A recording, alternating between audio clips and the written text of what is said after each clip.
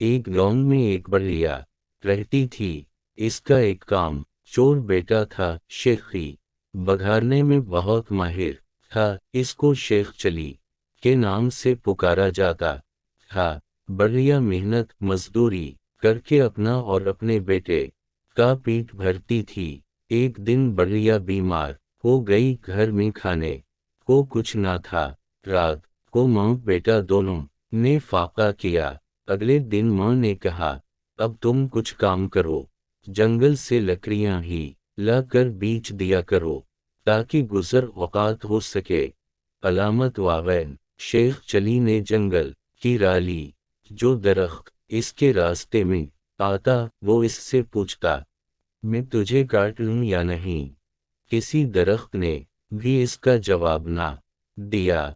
शाम होने को थी। शेख चली घर वापस आने का इरादा कर ही रहा था कि एक दरख्त नजर आया। उसने पास जाकर पूछा, मैं तुझे काट लूं?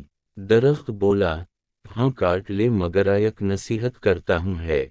मेरी लकड़ी से पिलिंगा बनाना और बादशाह के दरबार में ले जाना। अगर बादशाह उसकी कीमत पूछे तो कहना कि पहले एक दो रातें इस पर सोए, फिर अगर मुनासिब समझे तो खरीदे।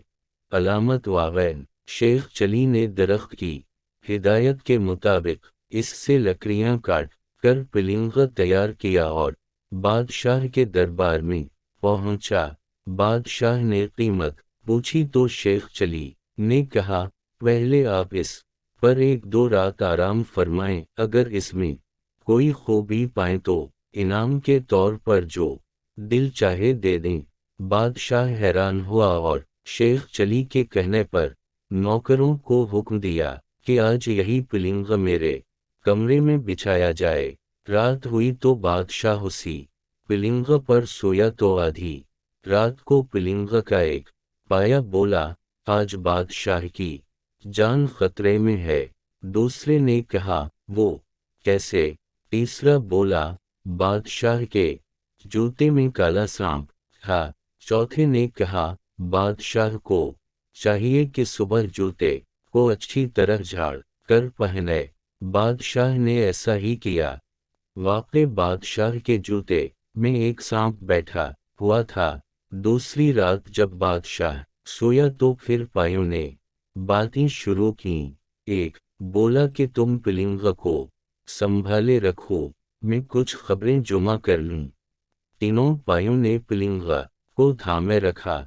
जब चौथा वापस आया तो इस ने खबर सुनाई कि बादशाह का वजीर साजिश करके बादशाह को खत्म करने के बारे में सोच रहा है। फिर दूसरा पाया गया और खबर लाया कि बादशाह की एक कनीज वजीर से मिलकर बादशाह को जहर देना चाहती है। तीसरे पाये ने तजवीज़ पेश की कि बादशाह को चाहिए कि वजीर को सजा दे। चौथा पाया गया और ये खबर लाया कि बादशाह को जो दूध सुबह पीने को दिया जाएगा उसमें जहर होगा। बादशाह ये सब कुछ सुन रहा था। सुबह उठकर जब उसे दूध दिया गया तो इस ने ना पिया बल्कि एक बिल्ली को पिला दिया। बिल्ली उसे पीते ही मर गई। कनीज से बादशाह ने तहकीकात की तो मालूम हवा के जहर इसके वजीर ने एक कनीज के जरिए दूध में मलवाया था। बादशाह ने वजीर को वजारत से बर्खास्त करके जेल भिजवा दिया और अपनी कनीज को महल से निकाल दिया। बादशाह ने शेख चली को बहुत इनाम दिया। दरबार में उसकी इज्जत होने लगी। शेख चली मालदार हो गया और अपनी माँ के साथ बड़े आराम की जिंदगी बसर करने लगे।